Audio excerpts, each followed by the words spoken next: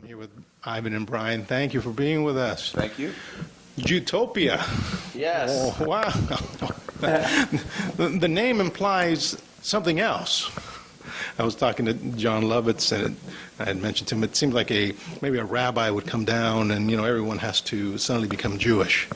I never thought of it that way. But your story is really about Ivan, so enamored by lovely Jennifer Love Hewitt that he pretends to be Jewish, and he asks his good friend. Tell me how you came up with the story. Right. It seemed like a good hook. Basically a Christian guy that wanted to marry a Jewish girl, so he'd never have to make another decision, which I think there's a lot of truth in. in a good way, in a positive way.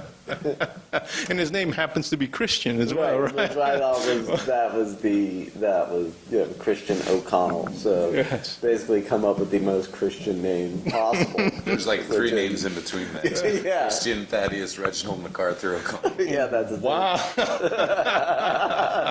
Purposely going very Gentile on that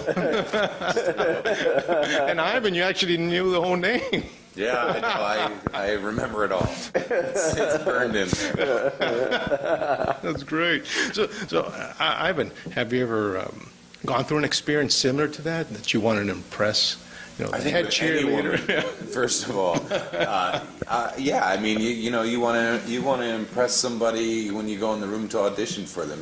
I think you're always really looking to impress people in this world. So I think a lot of people can relate to this movie, whether they're Jewish, whether they're not Jewish. This movie could be about an Irish family, it could be about an Italian family, a Greek family. It's all the same thing. It's just how you go about it that's a little different. Right. Brian, as you were writing it,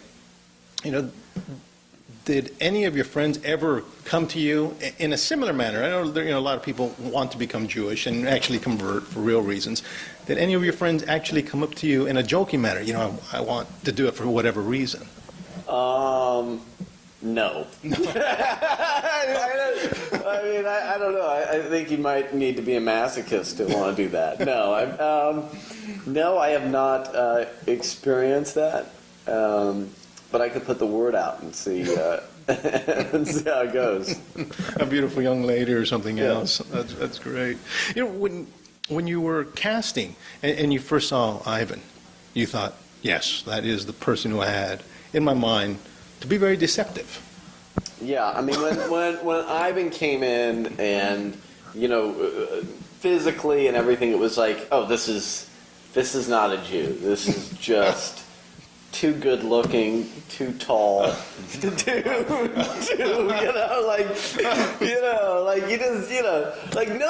Ivan is not going through life. There's not a single person going, oh yeah, that's a Jew. I mean, Jewish. yeah, except, I also didn't want to cast somebody who had blonde hair and blue eyes, because then you just go, no way in hell. So Ivan had that kind of thing where you go, yeah, not a Jew, but at the same time you could go, oh yeah, maybe there was some sort of mutation of genes in his, and so Ivan physically was really what I was looking for in the role. And then when Joel came into the equation, the two of them played so well off of each other because they look so different. They have such different energy that they bring into the characters that Ivan was who I wanted for the role. I mean, it was clear to me that he was the best actor for the role. Ivan, I hear a lot of times that actors will take their part home with them. Did you ever take that part home with you? You started, Friday night. You started, I better light a candle. I love gefilte fish now. That's all I can say. Didn't you get circumcised after the movie? Possibly. That was a requirement actually for Ivan's casting. Yeah, I think there definitely are roles that you do take home because there's a certain kind of a place that you need to try to get to, and it's easier to just sort of stay near there rather than try to go like this all the time. But this movie, you know, you're always trying to impress a girl. I mean, there's so many things that if you take away the certain aspects of it, like, oh, he has to do this or he has to do this to be Jewish, it's all kind of the same thing. So, you know, for me, it was about really knowing what I wanted to do the night before, forgetting it, going on set with these great actors, and just let's do some fun stuff, and, you know. That begs a question. You have so many great talents in there. You know, so many. You have Tom Arnold, who's hilarious. You know, John Lovitz, Rita Wilson, and you know the whole cast of characters are talented and funny. Was it difficult to get through a day? Was someone always cracking jokes, or was it just? It's interesting that you asked that, because we shot this movie in 21 days, which was just crazy, and most of the time it was always fine. But there was a few days where there's a couple big scenes where the whole cast is there, and everybody's just cracking each other up essentially.